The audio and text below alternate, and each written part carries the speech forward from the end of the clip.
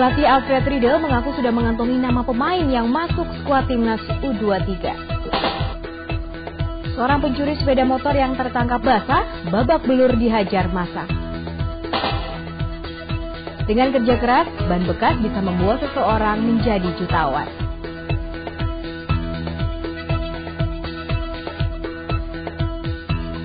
Selamat pagi warga Kota Makassar dan sekitarnya. Menyambung kebersamaan kita di Liputan 6 Pagi Makassar. Selain 3 informasi tadi, kami juga telah siapkan beragam informasi menarik lain. Bersama saya Adi Rahma, inilah informasi selengkapnya.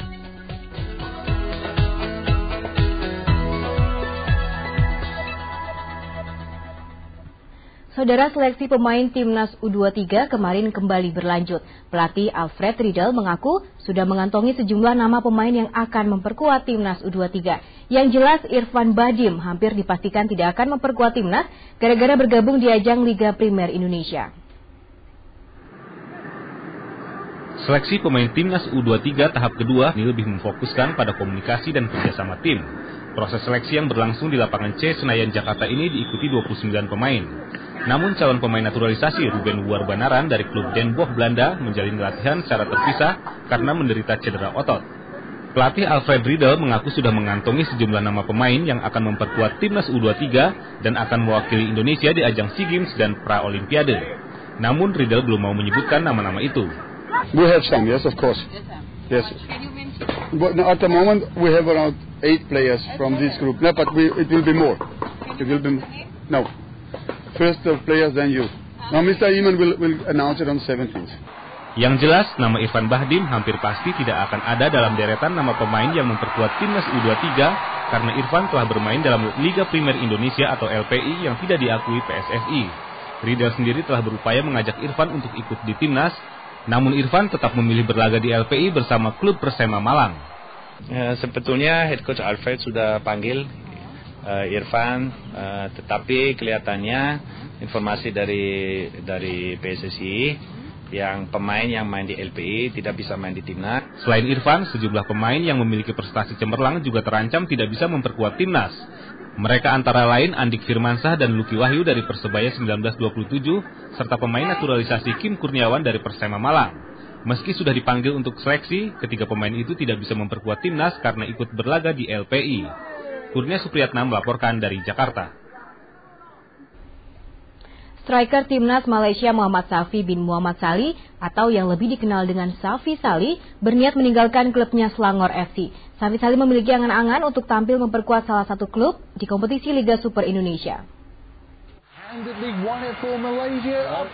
Tendangan Safi Sali cukup menjadi momok bagi para penjaga gawang. Buktinya striker timnas Malaysia ini telah menyumbangkan 5 gol dan berhak meraih sepatu emas atau predikat top scorer di ajang Piala AFF 2010. Gol Safi pula yang menghandaskan peluang tim Merah Putih meraih gelar juara AFF 2010. Seiring melambungnya bintang Safi Sali, tawaran untuk merumput di kompetisi sepak bola Indonesia mengalir. Sedikitnya 3 klub di Indonesia berusaha keras merayu Safi untuk memperkuat kesebelasan mereka.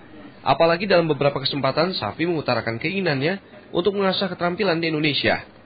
Angan-angan Safi tampaknya hampir terwujud. Striker tim Harimau Malaya yang kini memperkuat Selangor FC dikabarkan akan memperkuat tim Persib Bandung. Tim Maung Bandung ini pula lah yang mampu merebut hati Safi. Rencana Safi meninggalkan klubnya Selangor FC bukan karena liga di Malaysia tidak berkualitas. Namun ia berusaha menggapai kesempatan karena baginya tampil di luar Malaysia sekaligus mengasah dan mengembangkan cara mengolah si kulit bundar. Namun Safi harus bersabar karena kontraknya di Selangor FC masih berjalan hingga November 2011.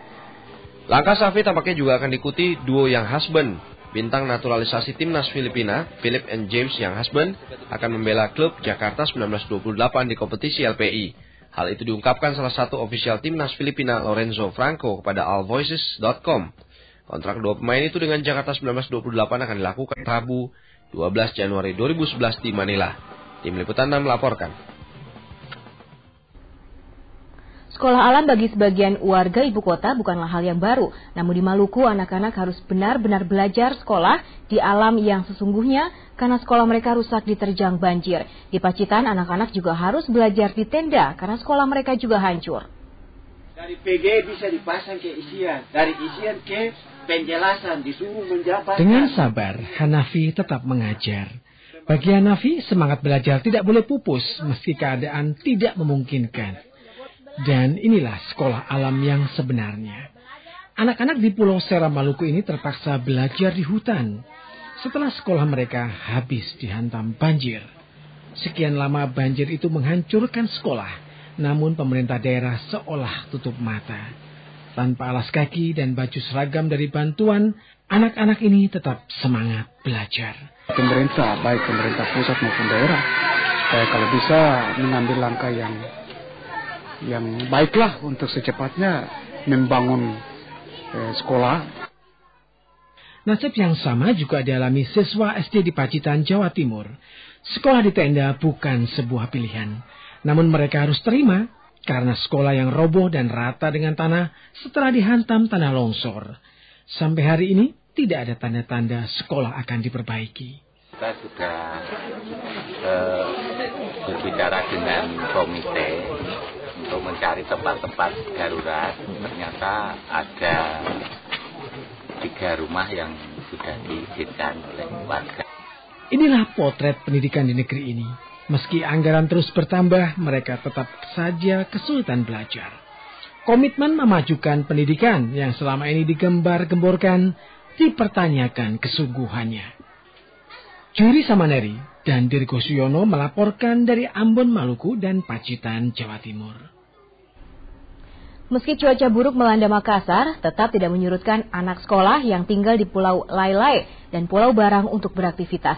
Mereka masuk sekolah seperti biasa meski hujan deras mengguyur dan ombak setinggi 2 meter menerpa. Agaknya mereka sudah terbiasa dengan kondisi tersebut. Cuaca buruk yang melanda sejumlah tempat di Makassar selama 3 hari berturut-turut tidak membuat takut warga, khususnya anak-anak sekolah yang tinggal di Pulau Lai-Lai dan Pulau Barang, Makassar. Mereka mengaku tetap semangat bersekolah meski didera ombak setinggi 2 meter lebih. Meski begitu, sejumlah pengemudi perahu yang biasa melayani penumpang ke Pulau Lai-Lai, Barang, dan Pulau Samalona mengaku menurun pendapatannya hingga 50%. Pasalnya, jarak yang kurang lebih 10 km dari kota Makassar membuat penumpang takut. Kalau cuaca tenang, pendapatan kita banyak. Sekarang itu harus ke waktunya sedikit gitu. Tidak terbiasa kan? Sudah terbiasa ya. Para pengemudi perahu mengaku hanya mengandalkan rezeki dari penumpang yang tinggal di Pulau Lai-Lai dan Pulau Barang yang biaya penyeberangannya untuk Pulau Lai-Lai sebesar Rp5.000 per orang dan Rp10.000 untuk Pulau Barang. Zainuddin dan Nurais melaporkan dari Makassar. Aksi penolakan pembangunan waterboom di kawasan Benteng Sumba Opu di Makassar terus saja bergulir. Unjuk rasa kali ini digelar di dalam Benteng Fort Rotterdam, tempat pembukaan pameran benteng-benteng Indonesia. Meski begitu, unjuk rasa tidak mengganggu acara pameran yang baru digelar. Dengan berpakaian khas Bugis Makassar, puluhan aktivis pencinta sejarah menggelar aksi teatrikal sembari membawa batu bata sebagai simbol rusaknya Benteng Sumba Opu. Diiringi gendang dan tari, mereka berorasi dalam bahasa setempat. Tingkah memasukkan manusia ke dalam kurungan ayam dan manusia bertopeng gajah juga dilakukan untuk menyindir investor yang berjanji akan membangun kawasan hewan di sekitar benteng. Mereka tetap tidak percaya dan menuding pembangunan waterboom bakal merusak situs sejarah Benteng Sumba Opu.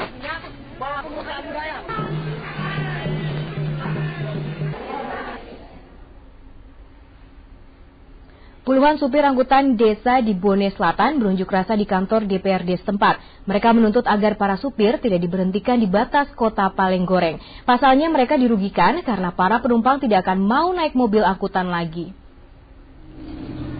Para supir ini juga mengeluhkan adanya angkutan yang masuk hingga pelosok-pelosok desa. Padahal seharusnya sudah ada pembagian trayek antara angkutan antar kota dan angkutan desa. Selama ini mereka merasa dirugikan karena hanya boleh beroperasi sampai ke batas kota. Akibatnya penumpang enggan naik angkutan kota mereka karena harus berhenti di batas kota dan berganti dengan angkutan lain atau bahkan memakai jasa ojek. Para supir menuntut pemerintah setempat bertindak dan memecahkan masalah yang dialami para supir angkutan desa jurusan Bone Selatan.